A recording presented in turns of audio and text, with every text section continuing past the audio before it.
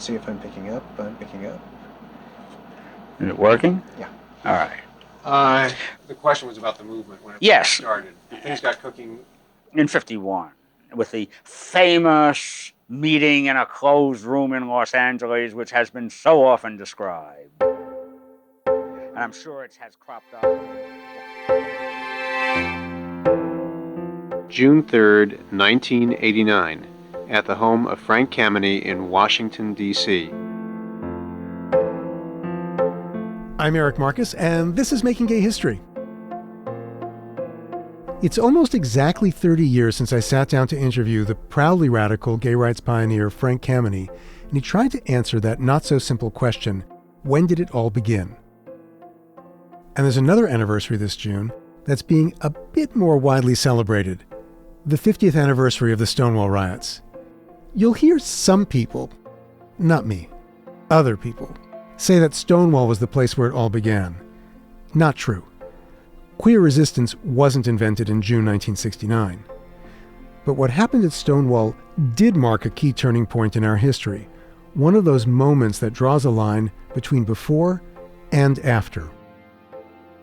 This first episode of our Stonewall 50 season is about the before. So we're going to take a quick tour through American LGBTQ history pre-Stonewall.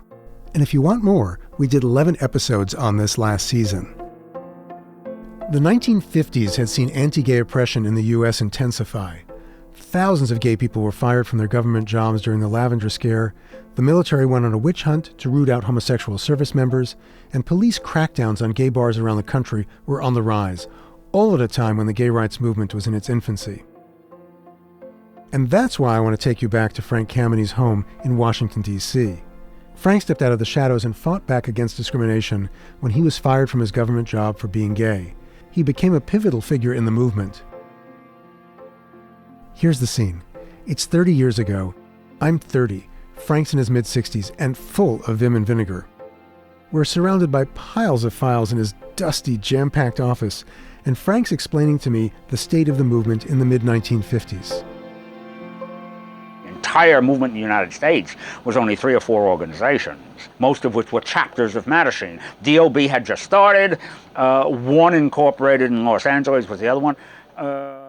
And I had the audacity to suggest there were several dozen people fighting the good fight. In the course of all that trip. Talking several dozen people. Several dozen? Several people. There weren't several dozen in the movement. You're 1957, not 67 or 77 or 87. We're talking a few people. Yes, a person or two. Could we count them on 2 hands, all the people in the country? I think you can count them on one hand. Without overstate. That's hyperbole, but yes. The movement of those days was a very unassertive, apologetic, defensive kind of structure, not taking strong positions, giving a hearing to everybody and saying all views must be heard, even those which were most harshly and viciously condemnatory. As long as it dealt with homosexuality, they must be given a fair hearing. Drivel. We were sick. We were sinners. We were perverts. You have your long litany of pejoratives. There was absolutely nothing whatsoever which anybody heard at any time, anywhere at all, which was other than negative. Nothing. And so the movement predictably responded accordingly, and that was the nature of the movement. You'll hear echoes of Frank Kameny in what Barbara Giddings had to say when I talked to her in 1989. Barbara and Frank were kindred spirits in what was then known as the homophile movement. While Frank headed up the Washington, D.C. Mattachine Society, Barbara was the founding president of New York City's chapter of the lesbian group, the Daughters of Bilitis. We were considered sick. So the sickness label infected everything that we said and did and made it very difficult for us to have any credibility for anything we said for ourselves. We were considered sinful, so we had to start dialogue with the churches, and we were considered criminal. So we had to deal with the sodomy laws and, by extension, with any of the laws that controlled our lives or did not give us the freedom that we needed. Barbara met Kay Lahusen, her partner in life and activism, in 1961. And together, they rejected society's prescriptions for homosexuals. The going theory at the time was that you were sick and you should go to the doctor and get turned around. What did the therapist tell them at this time? Usually trying to cure them. Fix them. Mm-hmm. Deep analysis, find out what went wrong in your childhood and so forth. Not too many people just, thought for themselves and thought, this is a crock of shit. It was chic to be going to the therapist. Anybody with any income at all went to the therapist to get straightened out. Literally. Yes. Mm-hmm. But as the 1950s waned and the 60s dawned, attitudes had started to shift. A handful of psychologists were questioning whether the sickness label was anything more than a myth. And as the hysteria of the Red Scare eased, so did the witch hunts of the concurrent Lavender Scare. The early 1960s gave way to the mid-60s and a time of upheaval and unrest. From black civil rights and the anti-war movement, to women's rights, assassinations, sexual liberation, and inner-city riots. Confrontations with the police on college campuses and at the 1968 Democratic Convention in Chicago filled television screens on the nightly news. The waves of activism sweeping the country were felt by local gay rights groups, and they began organizing on a national level. Frank Kameny recalls a breakthrough meeting of homophile organizations in New York City in 1965. We looked around, and to our amazement, there were representatives from 16 gay organizations. We honestly didn't realize there were that many gay groups in the country. And decided, this is wonderful. We have to have a national meeting. So we had a meeting, we set it for February 66 in Kansas City, because Kansas City was equally inaccessible to all the organizations that then existed and didn't favor anybody. By February of 66, the 16 had gone up to 20. Alongside the growing numbers of groups and activists, there was a growing push for visibility. Randy Wicker was a 24-year-old gay rights organizer living in New York City who formed a one-man action committee and marched into community radio station WBAI in 1962 to demand representation. A lot of people think I was terribly idealistic. I was. But if I didn't do it, no one else would. I mean, on BAI, they had these psychiatrists that were making all these stupid statements about homosexuals. None of them knew a damn thing what they were talking about. I mean, just nonsense. So I went to BAI and I said, why do you have these jerks discussing homosexuals? I can get a group of gay people together that'll tell you more about know more about homosexuality, that live the life than these so-called experts. I never heard such garbage in my life because, they're saying they could change people or cure people or... I mean, every time I turned on the radio, it was one of these creep jerks that are out there looking for guilt-ridden homosexuals to pay them $50 an hour for therapy to cure them. And I was outraged by this. So I began plugging into the network saying, if you're going to have a show on homosexuality, please know we're available. So they would start including us on panels, and especially on the radio. And then I was on every major show. In addition to early radio and TV appearances, activists staged the first public demonstrations challenging discrimination in employment and the military. And Randy Wicker led the very first public picket in 1964. More protests followed in 1965 at the White House, the Pentagon, and then the first annual July 4th picket outside Philadelphia's Independence Hall. It was called Reminder Day to remind all Americans that gay people were being denied their constitutional rights. Barbara Giddings and Kayla Husen were at the annual reminders. Interviewing them back in 1989, I asked them if those early pickets were thrilling. Was that thrilling? Apologies for being a little off mic. Oh, yes. You were really, you knew you were doing something momentous. Right.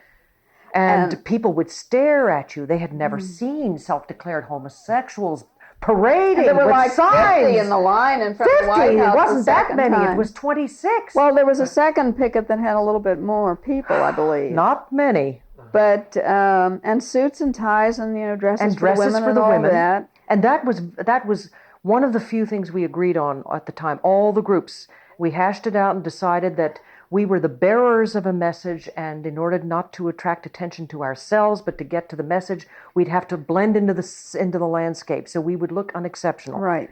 Ernestine Eckstein walked those early picket lines too. She was the vice president of the New York chapter of the Daughters of Bilitis, and she brought her experience with the Black civil rights movement to the homophile movement. But when Barbara and Kay interviewed her in 1965, Ernestine told them that polite picketing might not be enough anymore.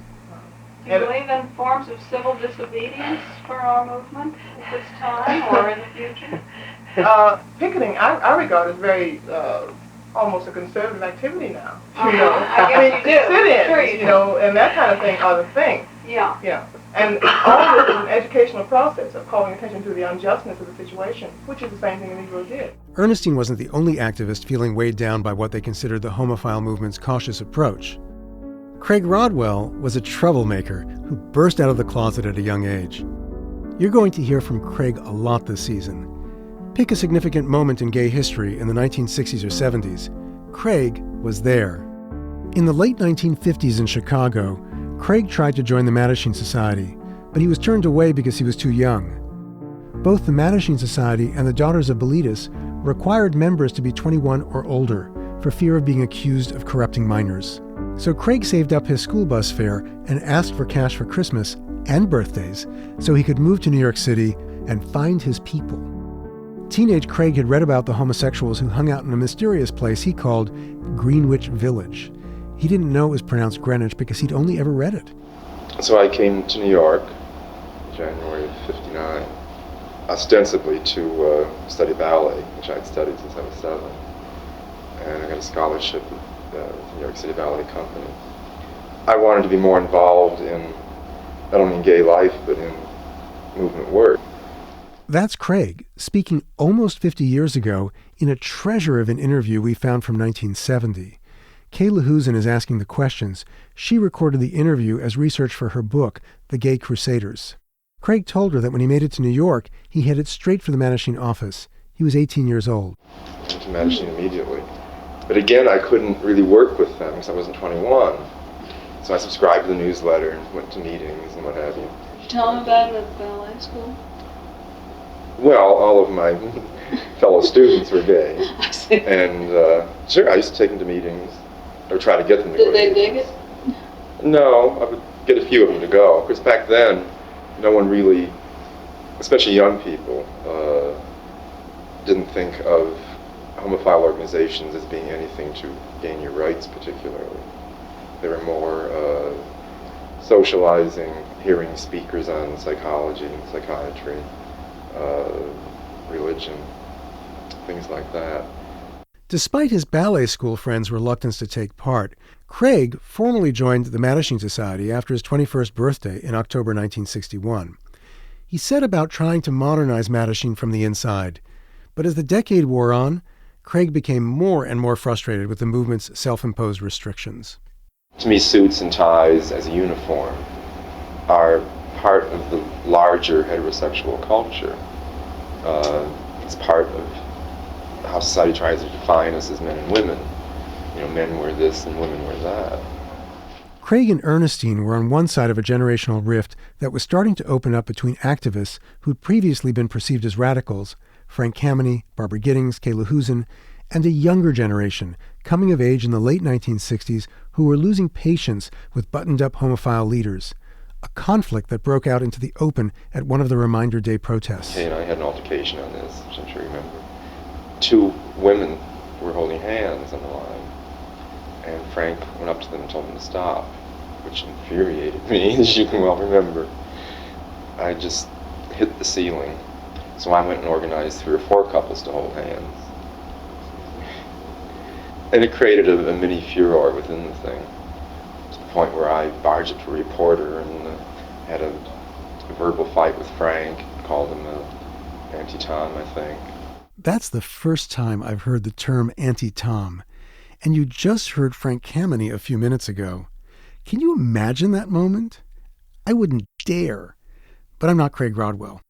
Back to Kayla Husen's interview with Craig, and you can hear that friction between the generations.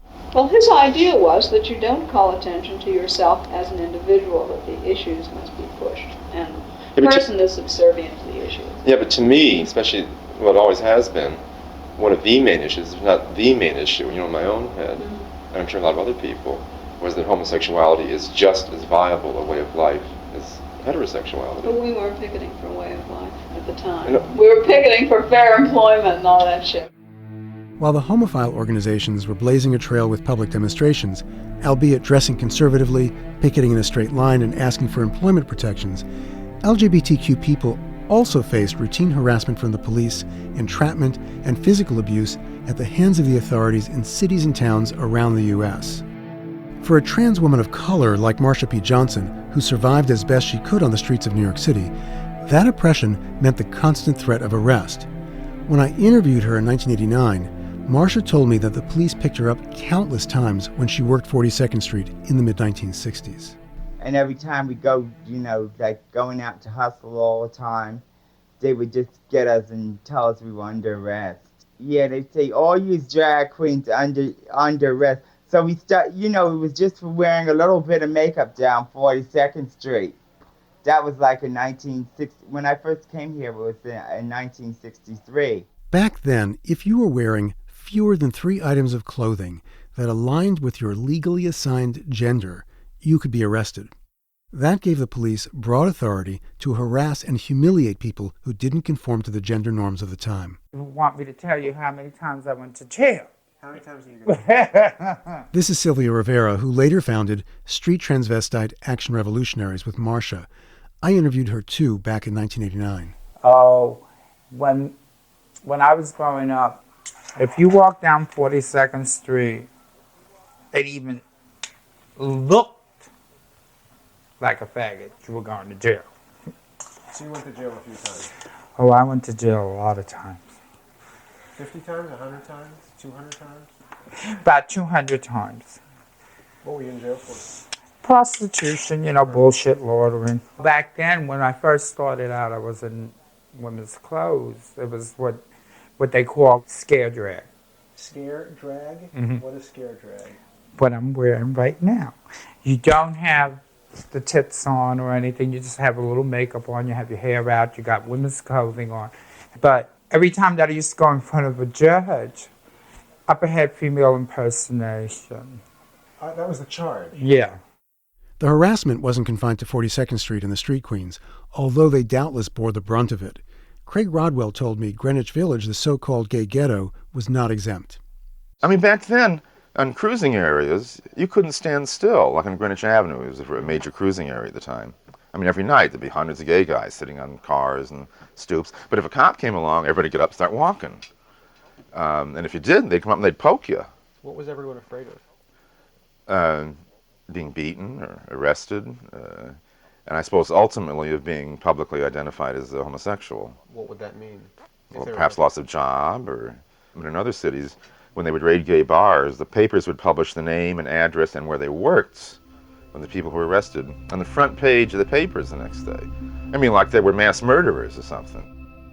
And Greenwich Village is where we're headed next. My name's Jay Shockley. I'm one of the founders and co-directors. And I'm Amanda Davis, the project manager. With the New York City LGBT Historic Sites Project. I'm on a tour of Greenwich Village with my favorite experts on gay-related sites in New York City. We're standing on the corner where Christopher Street, Greenwich Avenue, and 6th Avenue meet. On this corner, across the street where there's now a garden, was an enormous Art Deco prison that was the Women's House of Detention. Actually was the first all-women's prison in New York City. In terms of the gay community, it was famous and infamous because if lesbians were in bars that were raided, they were taken to this house of detention, and it became notorious in the village. There were lesbians on the street that were shouting to their girlfriends. The straight residents of Greenwich Village had a long campaign to have it demolished because they didn't like that street interaction and the constant screaming. Yeah, and actually Joan Nessel, who went on to co-found the Lesbian History Archives, famously said that it was called the Country Club by many lesbians who were arrested and put there at that time. So this was even going on in 1968-69 when if a women's bar was raided, the women would be carted to the Women's House of Detention. Mm-hmm. This is such a major intersection. The PATH station coming in from New Jersey is just across the street from there. The northern end of the Washington Square subway stop is just south of 8th Street. So this is a major focal point for people getting out of subways. If you continued west from this site, then you'd start hitting bars that were all along Christopher Street. Stonewall wasn't the only bar. As far as lesbian bars, there was the Pony Stable Inn, on West 4th Street, right off of Washington Square Park. There was the Sea Colony, which was very popular on 8th Avenue, just north of here, and the Bagatelle on University Place. These were all in existence as far as gay bars, gay male bars. Yeah, Julius's, which is just one block away from here around the corner, was a very popular gay bar and very important bar. Also, just across 7th Avenue South on Grove Street, Marie's Crisis was always a popular piano bar. There definitely were places on Greenwich Avenue. Some of them may not have been bars. They may have been cafes that may or may not have had liquor licenses. I'm looking down the street now, and I don't see gay men parading up and down the street. From what I understand, both Greenwich Avenue and Christopher Street were major points at which gay men in particular met. Prior to Stonewall actually happening, Greenwich Avenue was the main cruising spot all the way from Christopher Street up to 7th Avenue up there. Now, on the other hand, I'll qualify that to an extent because people were always going down Christopher Street down to the piers, and men looking for other men, sex, whatever. Way back, there were waterfront-oriented bars when those were the steamship piers, so there always was street traffic going all the way down there. For people who don't know, what was cruising? Cruising isn't what it used to be because so many people now meet online. But in the olden days, when you and I were young, what was cruising? Well, cruising is different in different locations. Everybody, if you've seen any movies that are set in the 50s, American movies, in small towns, people are cruising in cars. They're going to the courthouse square or whatever else.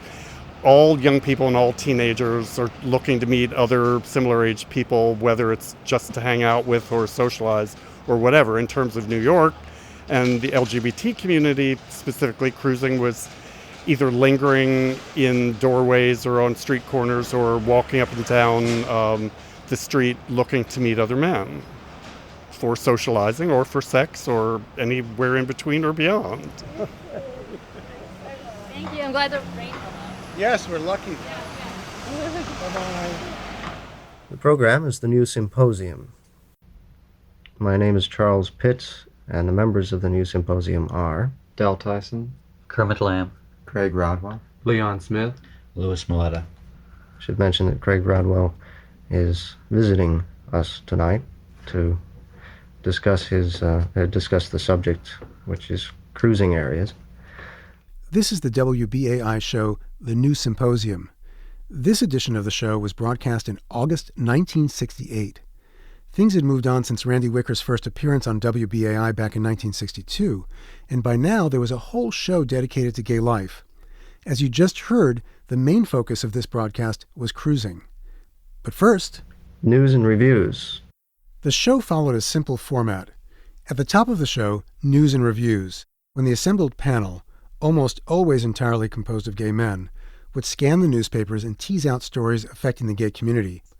And they give us a unique window into gay life in New York City at the time. Here's Craig Rodwell explaining a story he found about an incident at the docks on the far west side of Greenwich Village. One morning last week at 3:30 a.m., a transit authority policeman just happened to be passing by the infamous docks at the foot of Christopher Street on his way home. And there he observed three men leaving the back of a truck. The trucks were another fixture of gay life in the village, a place where men went to have sex in the back of freight trucks parked overnight underneath the elevated West Side Highway that ran past the mostly abandoned shipping piers. And when the cop went to question the three men what they were doing in the back of the truck. And as the story goes in the Times, one of these three men pulled a screwdriver, whereupon the cop pulled a gun and killed the man. And the other two men fled. There's much more to this story, I'm sure, than meets the eye. The two men that fled, we would appreciate it very much if you would contact Charles Pitts or Baird Searles here at WBAI. Your identity will be protected. We would like to know the story of really what happened. It does sound a little suspicious. Well, I think the most incredible part of the story is that this transit authority patrolman just happened to pass by the docks on his way home at 3:30 in the morning. isn't a place you just happen to pass by. I don't care where your home is, unless you live in a houseboat at the foot of Christopher Street. And now Kermit Lamb pulls out an item from the scenes column in the Village Voice, the now-defunct alternative downtown weekly newspaper. Howard Smith in Scenes column had happened to notice in last week's Voice that there was an awful lot of cruising or homosexual activity at the corner of 6th and 8th in the Village.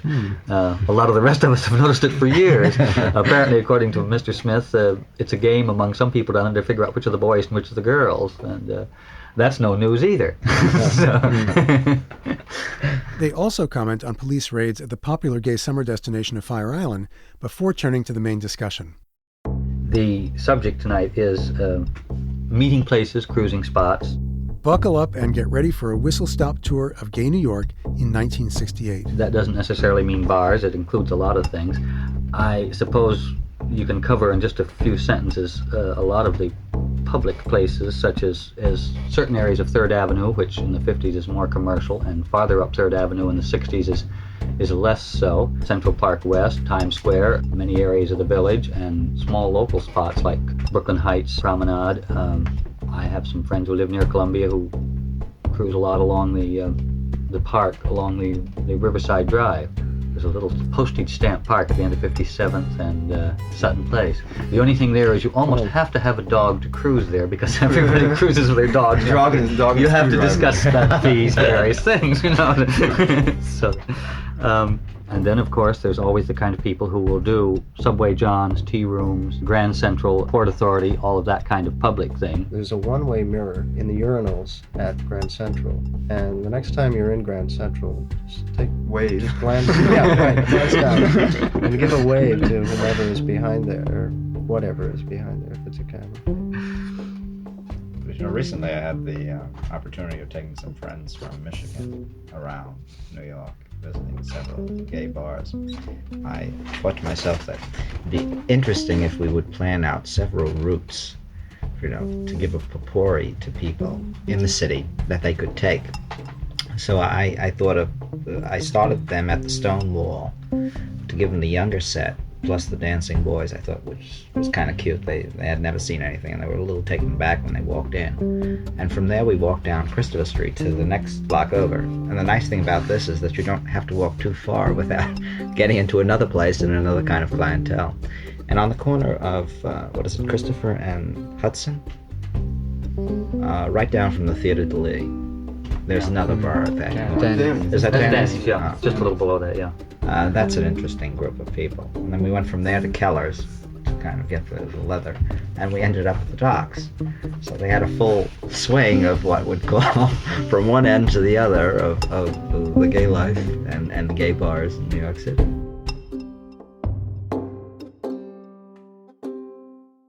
That younger set at Stonewall? It included Martin Boyce, born and raised in Manhattan by working-class parents. During the summer, Martin would spend every night of the week at the Stonewall or on the streets of the Village with a band of mostly homeless teenagers, many of whom dressed in scare drag. These days, they might describe themselves as gender nonconforming. Martin was one of those rare street kids who had a home to go to. 50 years later, Martin is a 71-year-old with a poet's soul. When we meet on Christopher Street outside the Stonewall Inn on a gusty spring day, you'd never guess this kindly-looking man with thinning white hair was once a scare drag-wearing street queen. The two of us look on as a group of school kids on a field trip play in the small park that was designated the Stonewall National Monument by President Barack Obama in 2016. Today, the Village is a really wealthy neighborhood and pretty straight.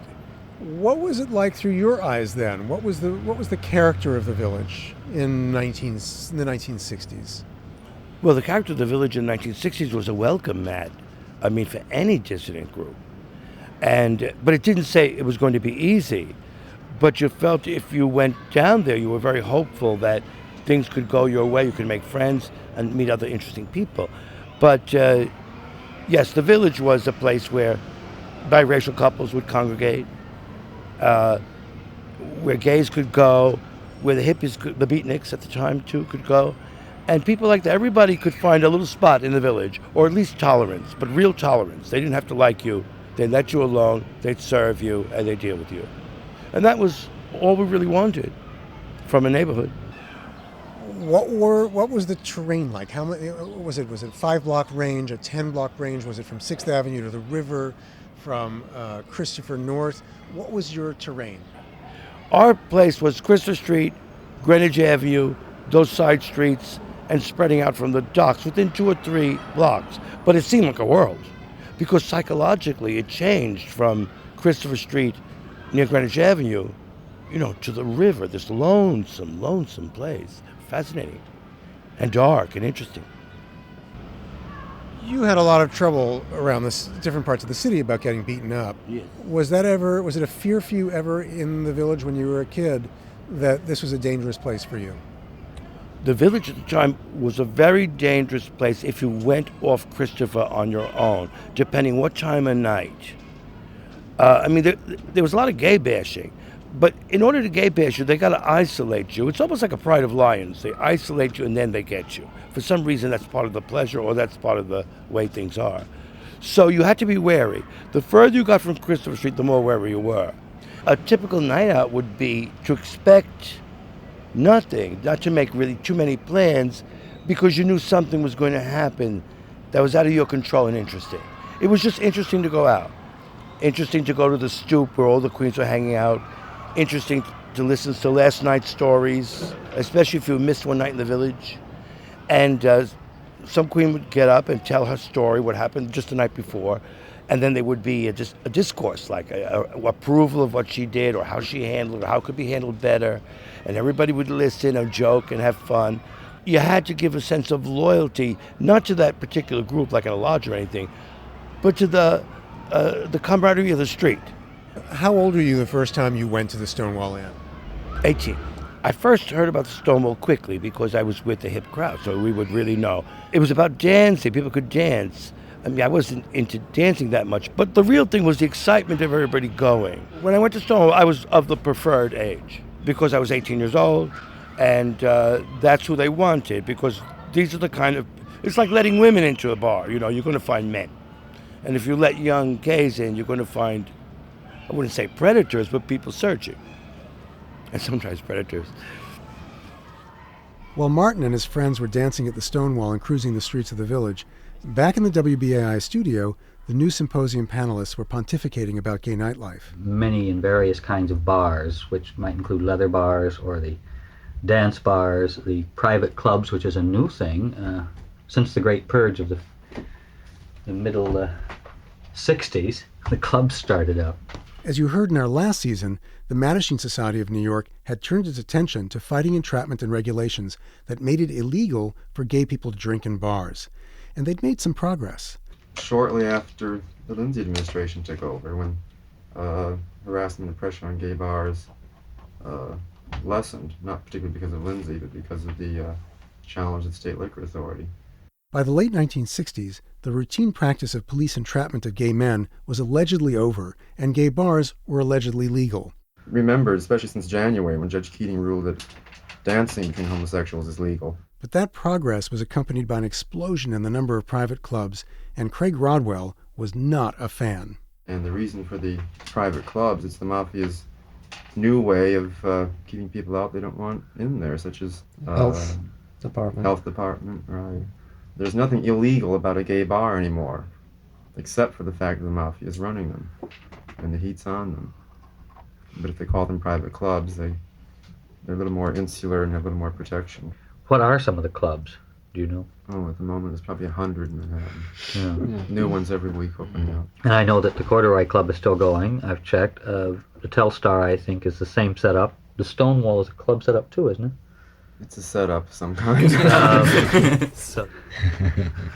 As Craig said, the Stonewall was a setup of some kind, which apparently made it ripe for 2 police raids in the same week of June 1969. But it's the second raid we remember, because that's when the shit hit the fan.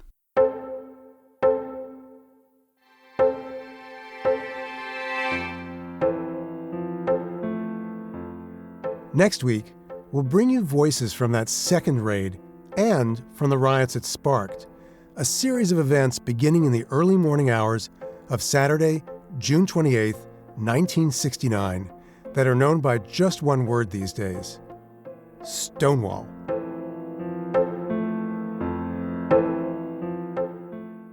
Many thanks to everyone who makes Making Gay History possible. Executive producer Sarah Birmingham, producer Josh Gwynn, assistant producer Mo Laborde, administrative and special projects manager Inga Detaya, sound design and mixing by Ray Kantrowitz. Thanks to our photo editor Michael Green and our social media team Christiana Pena, Nick Porter, and Denio Lorenko. Thanks also to our intrepid researchers, Brian Faree and Brian DeShazer. Special thanks to Jenna Weiss-Berman. Our theme music was composed by Fritz Myers. Making Gay History is a co-production of Pineapple Street Media, with assistance from the New York Public Library's Manuscripts and Archives Division and One Archives at the USC Libraries. Season 5 of this podcast has been made possible with funding from the Jonathan Logan Family Foundation, the Calamus Foundation, Irwin and Andrew Press, and our listeners, like Hal Brody. Thanks, Hal. Stay in touch with Making Gay History by signing up for our newsletter at makinggayhistory.com. Our website is also where you'll find previous episodes, archival photos, full transcripts, and additional information on each of the people and stories we feature. So long, until next time.